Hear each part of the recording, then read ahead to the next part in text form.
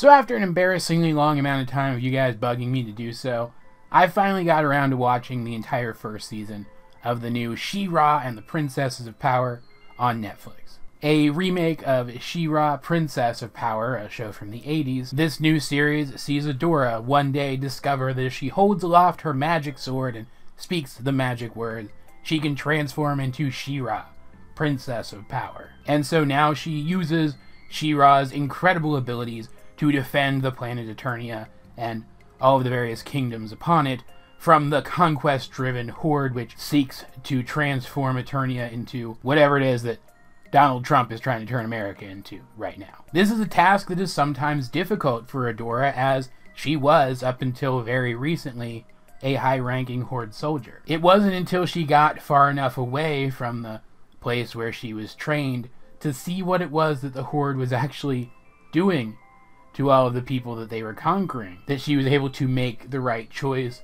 and side against her former allies. She is, however, haunted by the past that she left behind. She went through a lot when she was a kid. In fact, I'd say she was, at the very least, emotionally abused. And leaving the horde behind meant leaving behind her sort of mother figure, Shadow Weaver, as well as her best friend and adopted sister, Catra. And I just gotta say, right out the gate, if you're someone who watches my content and enjoys my content, and you haven't watched this show yet, you should probably just go watch it. If you like the kinds of things that I review on this channel, particularly things like Steven Universe or Star Versus, you will probably like this show too. I honestly don't think you need to watch the rest of this review to know that. Just go watch it.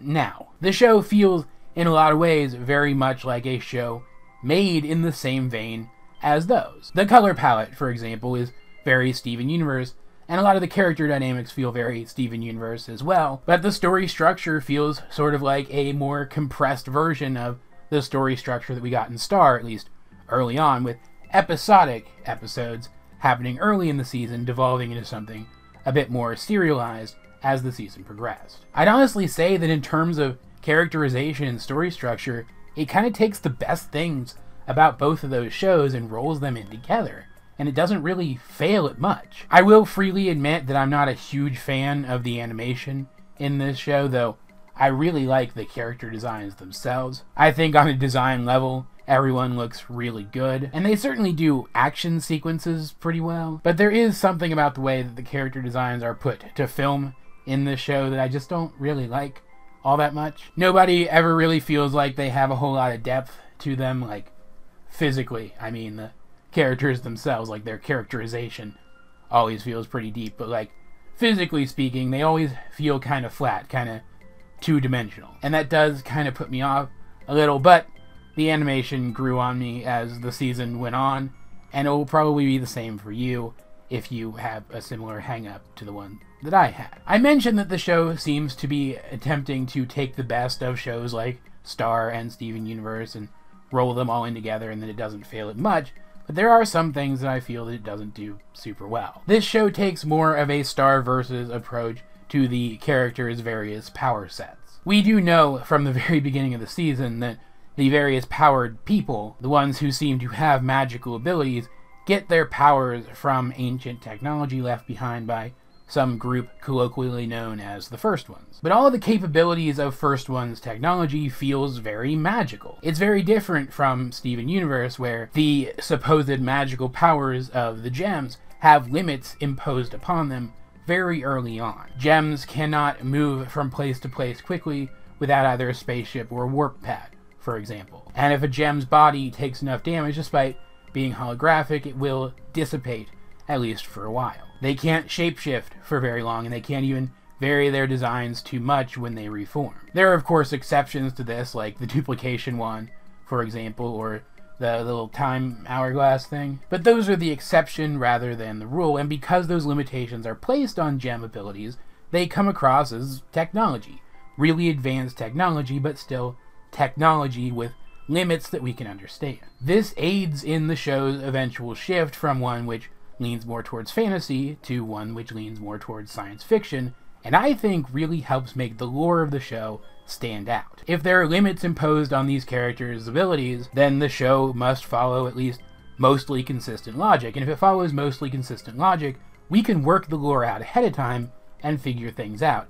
Hence, Steven Universe theorization became a really huge thing. In She-Ra, though, the super advanced First One tech really does feel so advanced that it is indistinguishable from magic. You really get the sense that the tech can do whatever the writers need it to do, and therefore it feels very magic and doesn't feel like it has limits. So as the season progresses and they start to tease us with little bits of ancient Eternian lore as if they want us to start trying to connect the dots, that never really landed for me. I never really reached a point where I cared about that. It is, for me, icing on the cake, unlike in Steven Universe, where it's about 50% of what I care about when I'm watching the show. Maybe this show will undergo a similar twist where it starts to take on more sci-fi elements, but I don't really see that happening, and if it doesn't, I won't care, just so long as this pursuit of lore doesn't start taking up too much of the runtime of the episodes. But where the lore of the show doesn't really hook me, the characters do. The characters in this show are fantastic. Like, honestly, I thought the season started out kind of slow. I didn't like the first couple episodes much. I thought they were okay, but they didn't really hook me. It wasn't until I started to see these characters interact more often and more intimately that I started to like it. The characterization of the characters in this show and the dynamic between them is what carries the entire thing for me. It's by far the best thing about it.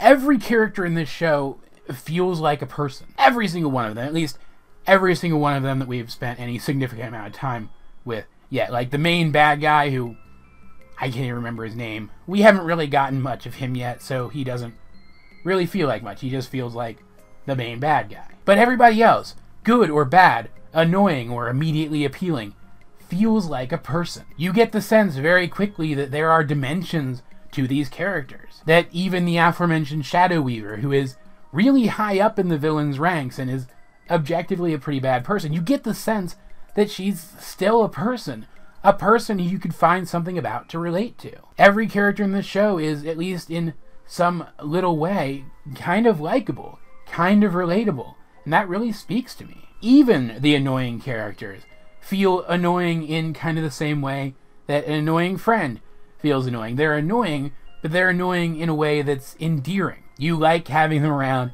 in part, because they're kind of annoying. There are no two characters in the show whose personalities are interchangeable, even slightly. And even though the villains in this show, at least the more prominent ones, are definitely loyal to the Horde, they're definitely loyal to the villain's side, they don't really come across as unreasonable. For example, by the end of this first season, my two favorite characters in the show were two characters who are aligned with the villain's side. And you guys know that I have trouble liking characters who are objectively bad people, but these aren't objectively bad people. They're just people who happen to be more aligned with the villain's side right now. But you get the sense that that might not always be true. You get the sense that they could grow and change and become someone better. But more than anything, the best thing about this show has got to be the relationship dynamic between Adora and Catra. I mentioned before that they're kind of adopted siblings, and that is true, but there's so much more to their dynamic than that. As the season progresses, we learn that they were both kind of raised by this Shadow Weaver character, and that she abused both of them in different ways. She forced them to compete with each other as a means of pushing Adora to be more than she already was, because she saw a bunch of potential in Adora, but because she didn't see the same potential in Catra, she treated Catra like dirt. And so, from a young age, Adora and Catra came to rely upon each other to make the best of their situation. They grew into something more real and more tangible than best friends or even siblings. And when Adora defected and Catra decided to stay behind because she does, in her own way, thirst for power, that led to Catra feeling that Adora had abandoned her, and leads to every choice that she makes, every bad choice that she makes throughout the rest of this season. And Catra's presence on the enemy's side limits what Adora feels like she can do effectively, because she doesn't want to hurt this person that she loves. And loves is the perfect word to use, because I'm convinced that there's a romantic component to their relationship as well. I already mentioned that the action in this rounds out to be at least pretty good, if not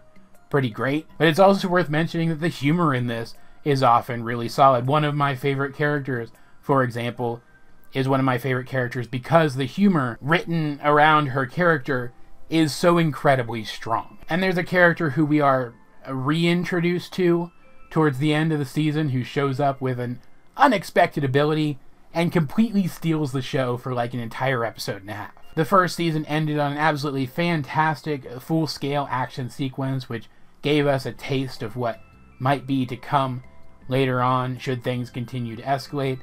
And I'm just so pumped. I was so pumped about this show. I actually want to go and rewatch the entire first season again right now. That's how much I like it. And unfortunately, that is all I can really do at this point, and all I can really hope for at this point, because as of right now, Netflix has not announced whether or not this show is going to get a second season, and that's why you need to go watch it. You need to go watch it, you need to talk about it, you need to get more people watching it and talking about it.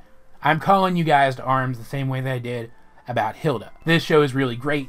It deserves to tell more of its story, and I'll be super bummed if it gets prematurely canceled. Back when the original She-Ra show, a girly clone of He-Man and the Masters of the Universe, was first airing on television, we lived in an era where the life of a show depended on its toy sales. And while there are still some elements of that in television culture, we don't live in that era anymore.